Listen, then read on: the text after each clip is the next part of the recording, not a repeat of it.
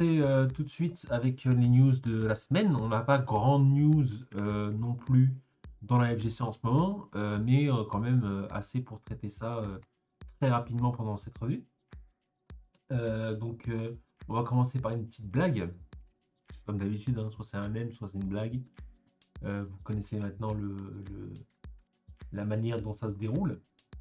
Euh, Ceci est un câble Ethernet et il est utilisé comme une corde pour attacher un seau et qui peut être une poubelle aussi. Et pourtant, les gens utilisent encore des excuses pour ne pas être branchés en filaire. Les joueurs de jeux de combat détestent le Wi-Fi, hein, c'est un truc de dingue. Hein. Détestent le Wi-Fi. Hein. Ils ne veulent même pas entendre parler de ça. Hein. C'est mort pour eux. Hein. C'est foutu, foutu, foutu. Et c'est très très drôle de voir ce genre de post. Et,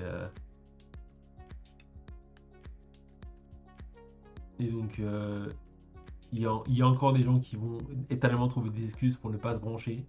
Et on demande aux gens de se brancher surtout sur les jeux de combat parce que même si on a une très très bonne connexion, le Wi-Fi a quand même des interférences. Donc les interférences font chier pendant les matchs. Ça c'est toujours à préciser à tout le monde, peu importe le niveau des personnes.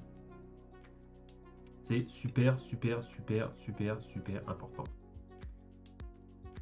Je tiens à préciser quand même pour tout le monde. Pardon, je réglais tranquillement mon son.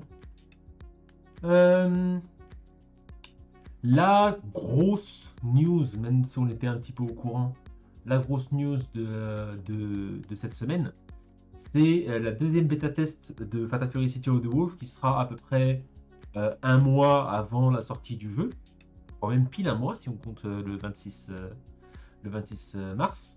Malheureusement, je pourrais faire l'affaire. Hein. J'ai des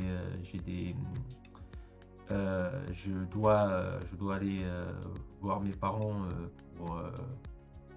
pour l'Aïd, mais sinon, non, c'est plutôt cool. Ça va permettre aux gens de tester. Il y aura du local versus et du training mode pour tout le monde et pas seulement pour Rock. Donc, ça, c'est très très bien. Les gens pourront taffer leur combo bien correctement sur l'intégralité du cast et pas seulement Rock. Et on pourra aussi jouer offline, ce qui est plutôt cool. Pour une bêta gratuite, c'est plutôt sympa. J'espère que ça va inciter les gens à acheter le jeu et à soutenir SNK sur son développement, ce qui est plutôt cool à voir au maximum sur ce genre de test. L'idée c'est qu'on soit au maximum critique pour pouvoir faire en sorte que l'online soit aussi parfait qu'il peut être. Il faut aller online, il faut jouer online, il faut vraiment faire des parties au maximum pour pouvoir avoir donc tout ça de disponible. Il faut être critique, il ne faut pas juste dire que le jeu est bien. Il y aura Tizok en tant que personnage jouable, The Guardian si vous préférez le nom japonais, le chopper du jeu. Donc c'est plutôt cool. Il y aura toujours pas Marco, donc tristesse à Sofkila. Mais évidemment Marco sera dans le jeu à la sortie du jeu, donc c'est pas un souci. La sortie du jeu est dans très peu de temps, c'est à peine un mois, donc ça va. Qu'est-ce qu'on a de plus? On a du training mode. On n'aura pas Kevin Ryan sur la bêta. Malheureusement, pour les gens qui veulent tester Kevin Ryan sur le jeu. Mais bon, c'est le truc avec les bêtas, c'est qu'on va pas se permettre, ils vont pas se permettre de mettre l'intégralité des persos non plus. C'est normal que dans une bêta, ils mettent pas beaucoup de persos. Voilà, c'est vite fait pour faire le tour. On a fait vite fait le tour de la bêta de City of the Wolf. Pourquoi est-ce que les jeux prennent bread, donc principalement Multi Blood et Untitled Mirth, ne sont pas plus populaires? Est-ce que c'est l'esthétique animée? Est-ce que c'est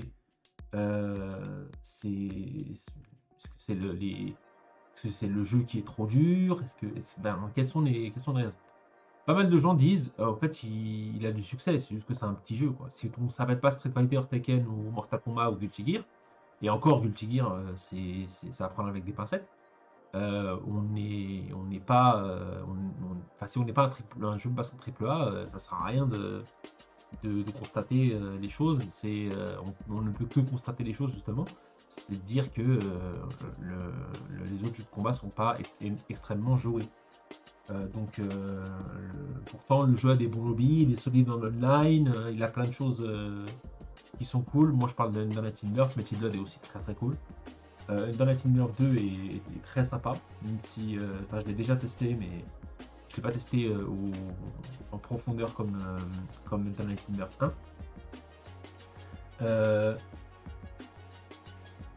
Peut-être que c'est l'esthétique, pas mal de gens disent que c'est l'esthétique, pas mal de gens disent que c'est la version PC qui était très pauvre. Tout le monde trouve des raisons assez différentes pour savoir vraiment si c'est French Brett qui a fait des choses mal ou si c'est juste le fait que si on n'est pas populaire, ça sert strictement à rien de faire plus d'efforts, on ne sera jamais populaire dans les jeux de baston.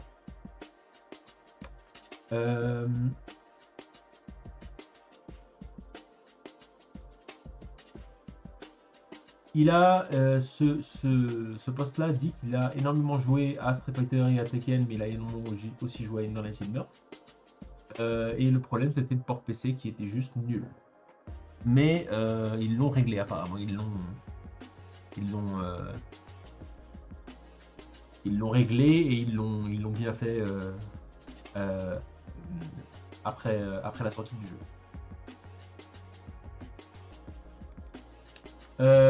Pensée du jour. Est-ce que les Zero Niners sont considérés comme des vétérans maintenant? Alors, les Zero Niners, c'est la manière dont on appelait les gens qui ont commencé à jouer au jeu de combat avec Street Fighter 4. Faut pas oublier que la communauté, elle a 33 ans. Donc, les gens qui ont commencé en 2009, la communauté existait déjà depuis belle lurette. Donc, si on compte de 91 jusqu'à 2009, ça fait 18 ans maintenant. Donc il y a eu le temps pour la communauté. Dites-vous que Street Fighter 4 est arrivé à un moment, là maintenant, où on est à 16 ans de Street Fighter 4 et Street Fighter 4 est à 18 ans du début de la communauté de Street. Donc c'est un peu le milieu, entre guillemets. Donc 92, 2009, 2025, on est à peu près au milieu. La sortie de Street Fighter 4, c'est à peu près le milieu de la communauté. Donc est-ce qu'on les considère comme des vétérans? Personnellement, j'aurais tendance à dire que non, parce que les véritables vétérans ont commencé dans les salles d'arcade et pour moi, la tâche qu'il y a avec l'arcade en général, même si ça a énormément changé avec le temps, la tâche qu'il y a avec l'arcade est extrêmement importante dans les jeux de baston. Mais ça n'empêche pas que ça n'empêche pas que Street Fighter 4 a maintenant, il est sorti en 2008 techniquement, donc il a maintenant 17 ans. Donc ça fait un long bout de temps, 17 ans quand même. Et Street Fighter 4, que ce soit au Japon dans les salles d'arcade ou un peu partout dans le monde en online, est toujours assez joué. Donc il a toujours une scène et il est toujours bien supporté. Beaucoup de gens demandent un rollback sur Ultra Street 4, de la même manière qu'on a eu du rollback sur KOF 13 et sur des jeux qui sont sortis un peu après le fait d'émuler facilement des jeux comme des jeux de Capcom ou ce genre de choses. Donc peut-être que Street Fighter 4 dans le futur aura un rollback. Mais voilà, est-ce que des gens qui ont commencé avec Street Fighter 4, MSC 3, Tekken Tag 2, est-ce qu'on peut les considérer comme des vétérans? Voilà, c'est la petite question, c'est le petit débat. Les gens disent Blaze, celui qui a fait deuxième à la Capcom Cup, Blaze est né en 2009. Le coup de vieux méchant que je me tape quand je regarde ça, c'est méchant. C'est très très très méchant.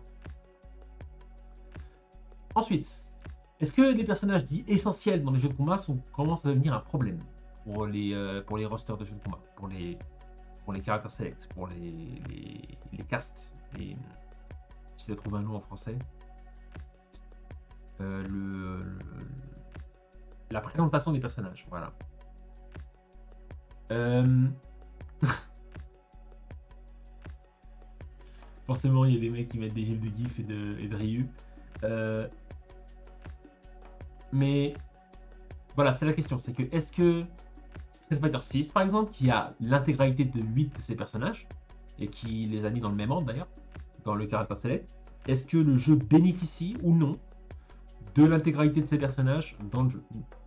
Donc ça, c'est la petite question à se poser. Surtout maintenant qu'on a eu des sorties comme Lily, M-Bison et autres en DLC. Est-ce que ça profite réellement dans le jeu ou est-ce que ça profite pas trop? Sachant que dans Street Fighter 6, c'est l'exemple qu'on va citer le plus parce que même si Tekken a ce même problème en pire, Street Fighter 6 est quand même l'exemple qui est cité ici. Honda est pas très fort, Blanca était très fort au début mais a été nerfé. Guile est joué mais pas trop. Dalsim pareil. GIF, il y a eu 2 GIF à la Capcom Cup, donc ça prouve que c'est un perso fort. Chun-Li reste forte, mais vu qu'elle demande beaucoup d'exécution, elle est pas trop là. Ryu est ce qu'il est et Ken est pété. Donc est-ce que c'est extrêmement important dans Street Fighter 6 Enfin, Ken est pété. Non, pas réellement, mais il reste fort. Mais est-ce que c'est important dans la série Street Fighter d'avoir ces 8 persos à chaque fois, quitte à ne pas faire un truc comme Street Fighter 3 et de remplacer l'intégralité du cast par des nouveaux personnages? Quid? Parce que ça, même si on adore 3.3 dans la communauté, ça n'a pas fait en sorte que 3.3 puisse avoir les ventes qu'il a pu avoir. Il n'a pas eu des ventes exceptionnelles le jeu. Et pourtant, il est considéré comme un des meilleurs jeux de combat qui est jamais sorti. Et c'est dû en partie au cast, vu que personne ne reconnaissait les personnages qu'ils avaient dans Street Fighter 2. Ils se disaient, bon, ben, si c'est pas un Street Fighter, ça sert à rien que je l'achète. Et techniquement, c'était un Street Fighter sans en être un. En fait. Donc, c'est un peu spécial, Street Fighter 3. Mais voilà, est-ce qu'on a besoin des personnages essentiels? Oui, non. Je pense aussi que le résultat de ces franchises qui ont 3 décennies de durée de vie et leurs personnages font partie de leur game design. Oui, font partie du game design du jeu. Donc, plus on a un roster gros dans le début du jeu, plus on a un roster gros. Il faut avoir un roster gros ou alors il faut passer pas mal d'années pour avoir des DLC. Voilà, pour contenter en fait l'intégralité des désirs de chacun. Et ça, c'est un petit peu plus dur à dire qu'à faire. Parce que on remplace un perso par un autre, forcément, des gens ne seront pas contents. Quoi. Donc voilà, c'était aussi le débat. Le statement de Cynthia qui était par rapport à la sortie de KOF 13 Global Match. Alors, KOF 13 Global Match a eu pas mal de controverses. La controverse numéro 1, c'est que le jeu soit payant, même pour les joueurs qui avaient déjà KOF 13. Alors que la mise à jour rollback de Gucci Galaxy, par exemple, était gratuite. Les gens se demandent pourquoi est-ce que je n'ai pas payé pour Garou, je n'ai pas payé pour Mortal Kombat X en 2015 et je n'ai pas payé pour Garou Mark of the Wall quand il est sorti sur PC ou la version de Code Mystics de KOF 2002 UM, mais je paye pour KOF 13. Ça, c'est le premier problème. Le deuxième, c'est qu'il est sorti dans un état assez déplorable. Il y avait énormément de bugs et des choses qui font que c'était pas terrible. En tout cas pour la sortie du jeu sur PC. Donc on va lire ce qui s'est passé. On aimerait, on est désolé pour la sortie du rollback netcode, en tout cas les problèmes de rollback netcode qui ont eu lieu sur la version Steam de King of Fighters 13 Global Match. Malgré les solutions qui ont été apportées, le temps qui a été requis pour troubleshoot, pour régler les problèmes, a été plus long que prévu. Ils vont régler les problèmes de network, ils vont donc régler les problèmes d'online, et ils sont sincèrement désolés pour le manque de communication par rapport à ce qui s'est passé. Des problèmes de background stage elements, des problèmes de stage qu'il y avait dans le jeu, des stages qui ne bougeaient pas sur la version Steam, alors que la version PS4 de Global Match, tout était nickel. Donc les gens se demandaient pourquoi est-ce qu'il y avait autant de problèmes. La réponse est considérée comme un peu pauvre par la communauté, en tout cas par les gens dans le subreddit. Mais bon, ils ont pas embauché Code Mystics, on se demande pourquoi. Très bonne question d'ailleurs, pourquoi est-ce qu'ils n'ont pas embauché Code Mystics? Parce que Code Mystics a basiquement fait son pain sur SNK et ses portages rollback de 2002 UM, Garou et de Samurai Shodown. Donc pourquoi est-ce que ça n'a pas été fait sur Code 13? Bonne question. Ils ont sorti d'ailleurs une super vidéo pour l'explication de comment marche un rollback netcode, et je vous conseille nettement de la regarder, c'est vraiment cool.